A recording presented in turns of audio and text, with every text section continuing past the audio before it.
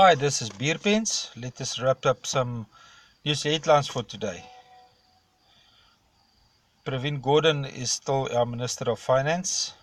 Apparently the ANC top six stop President Jacob Zuma from sacking Pravin Gordhan. And then I've got some interesting footage here. This lady here reckons that South African democracy has been held ransom by the use of financial markets. Ma'am, it's the other way around. The financial markets is protecting the democracy against you from abusing the democracy so the poor suffers further. It's something that we call a safeguard, so that you can't do what you want, that you have to do what you are paid for doing. This is what's called the democracy. The democracy is functioning 100%. It hasn't got anybody at ransom. Faith Mutambi says the hysteria around President Jacob Zuma's summoning of Financial Minister Pravin Gordhan is a collective, dishonest and deliberate amnesia.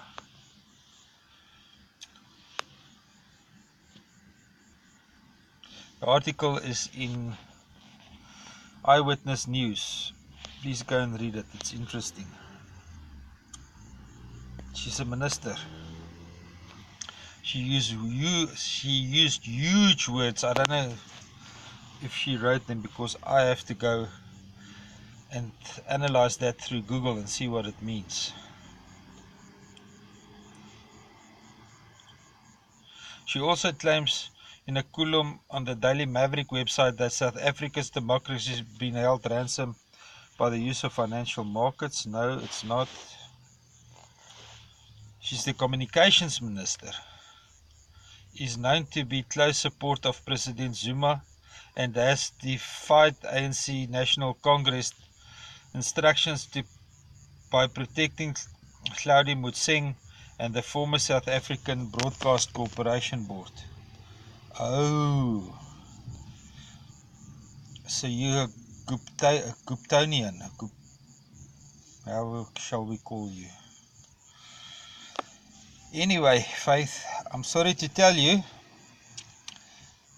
but South Africa is not for free for the Guptas, eh? No. Not for free, ne? Must pay. Then a 79-year-old man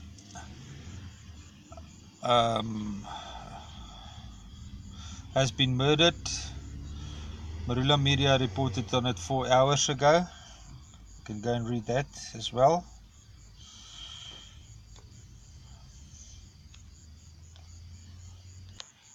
Then trending on Twitter, Temba says, I think South Africa has now, SA now, we have reached the point of no return.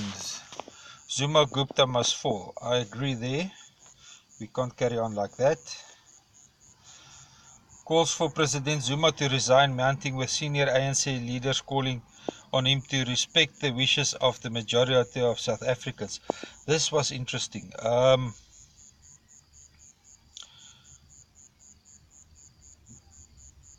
There was hold on, let me find it. Of all the ANCs that went to Kathe Rada's funeral, the family asked Jacob Zuma not to be there. And the foundation made it clear that everyone was welcome at the ANC stalwart's funeral.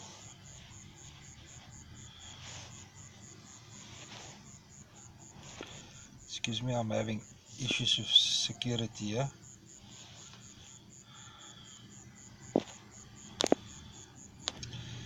But it specifically asked that President Jacob Zuma is not to attend. And at the funeral, a letter was read with Mr. Ahmed Kathar Rada asked as his last wish for President Jacob Zuma to step down. How many more insults do you want, Mr. President? One can only be so thick-skinned, really. I mean, a cadre from the ANC has passed away. The family asked that you not there at the funeral, and the letter is read where the last wishes of your cadre ask you to resign. Wow. Ow. I mean, Mr. Zuma, even Mrs. Legrand gave you a eulogy at this man's funeral. She was only an assistant to the late Nelson Mandela, and you were asked to stay away. Where, Baba? 769, 800 and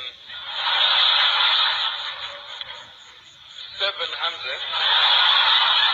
Listen properly. 769,000. Let's be honest, sir.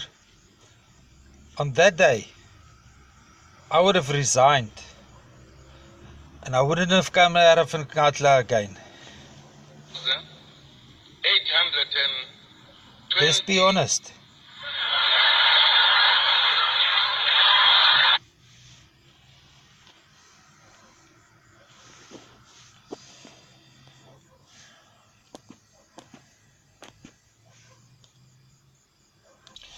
Well, that concludes my reflect on the news headlines for tonight. Everyone be safe. Make sure your security detail is in place, because President Jacob Zuma is not going to help us to stay safe tonight. We're all on our own. That's me for tonight. Beerpen signing off.